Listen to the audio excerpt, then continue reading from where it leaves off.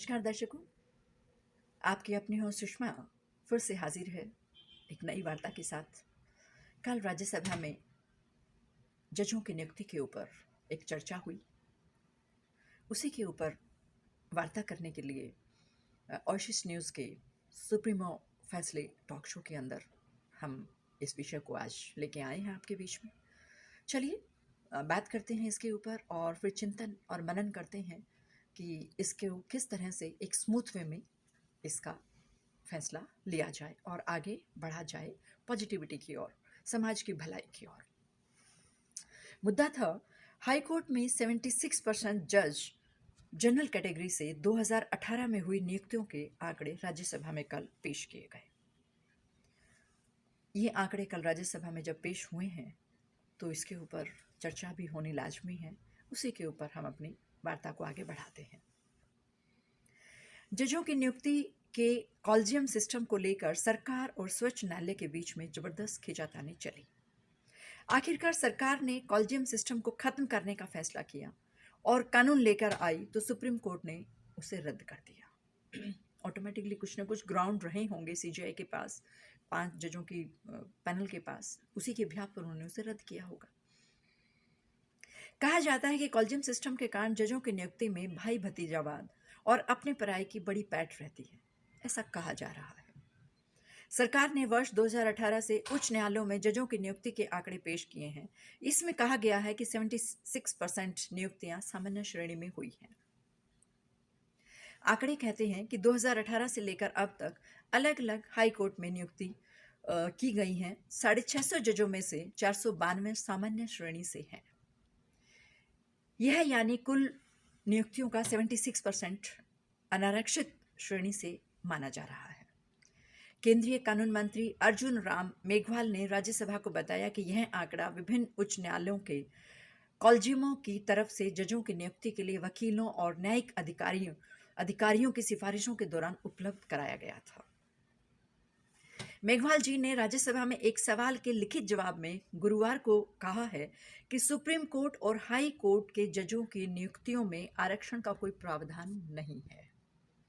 मेघवाल जी ने कहा कि हालांकि केंद्र सरकार के पास उच्च न्यायालयों के जजों में ओबीसी, एससी, एसटी और अल्पसंख्यक के प्रतिनिधित्व से जुड़ा कोई केंद्रीय डाटा भी नहीं है, लेकिन नियुक्ति के लिए विचार किए जाने के दौरान सिफारिश करने वाले स्वयं अपनी सामाजिक पृष्ठभूमि की जानकारी देते हैं, जो कि एग्जैक्ट होती है। मंत्री ने कहा कि 2018 से अब तक 650 में से 492 उच्च न्यायालय के जज सामान्य श्रेणी से हैं, 20 एससी से हैं, 12 एसटी से हैं, 77 ओबीसी से हैं, जबकि 36 अल्पसंख्यकों से हैं। शेष 13 जजों के बारे में अभी कोई जानकारी उपलब्ध नहीं हो पाई थी। सुप्रीम कोर्ट के जजों के बारे में सरकार ने कहा कि उनके पास उनकी जाति के बारे में कोई जानकारी है ही नहीं। 8 दिसंबर तक शीर्ष अदालत में 34 जजों के साथ पूर्ण क्षमता थी, जबकि उच्च न्यायालयों में 1114 स्वीकृत पदों के मुकाबले 790 जज थे। संवैधानिक अदालत के लिए जजों की नियुक्ति का मार्गदर्शन करने वाले मेमोरेंडम ऑफ प्रोसीजर के अनुसार हाई कोर्ट में जजों की नियुक्ति का प्रस्ताव संबंधित हाई कोर्ट के चीफ जस्टिस के पास होता है। और यहाँ जजों की नियुक्ति में, सुप्रीम कोर्ट के जजों की नियुक्ति में मुझे लगता है जातिवाद होना ही नहीं चाहिए, जो कि है भी नहीं और सही भी है। मानवता है ना। सुप्रीम कोर्ट के जज ह्यूमैनिटेरियन ग्राउंड भी रखते हैं और शायद वो जाति सफिशिएंट है इस पूरे समाज को सही तरीके से न्याय देने के लिए। उच्च न्यायालयों के मुख्य न्यायाधीशों को किसी भी पद के खाली होने से 6 महीने पहले से ही पद के भरने की प्रक्रिया शुरू कर देनी होती है।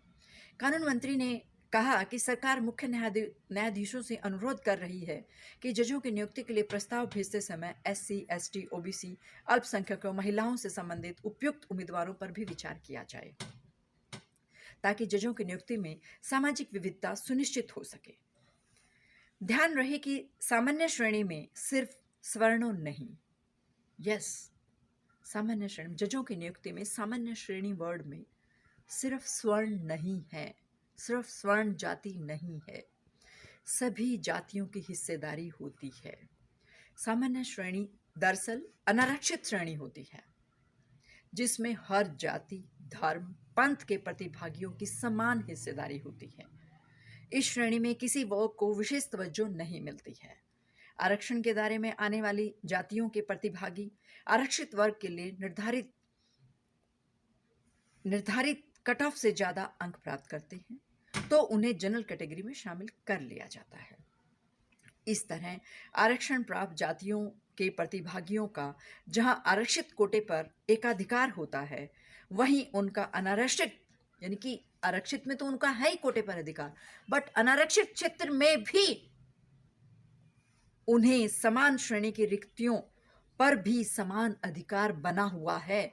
ध्यान देने वाली बात है कि जो आरक्षित सीटें उन जातियों को मिली हुई हैं, वो तो अधिकार उन्हें मिले ही हुए हैं, साथ में उनको अनारक्षित यानी सामान्य श्रेणी की रिक्तियों पर भी समान अधिकार बना रहता है।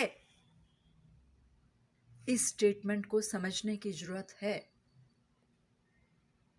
जब हम इस स्टेटमेंट को समझते हैं, इस पर जब एनालिसिस करते हैं, इस पर जब हम चिंतन करते हैं, तो ट्रांसपेरेंसी आ रही है बिल्कुल सामने। आज एडवोकेट डे भी है और वकील अपनी जान लगा देता है सच को सच सामने लाने में, और वही वकील पूरी प्रैक्टिस के बाद, एक पूरा जो सिस्टम बना हुआ है उसके बाद ही जज बनने की प्रक्रिया में पहुंचता है। और वो डिस्ट्रिक्ट जज है, वो हाई कोर्ट जज है, वो सुप्रीम कोर्ट जज तक पहुंचता है। तो काफ़ी सामाजिक जिम्मेदारियां निभाता हुआ उस पद तक पहुंचता है। तो हमें सोचना चाहिए कि इस बात को हमें चर्चा बहस का मुद्दा बनाना चाहिए या नहीं। ये सब हमें ही देखना है, हमें ही समझना है।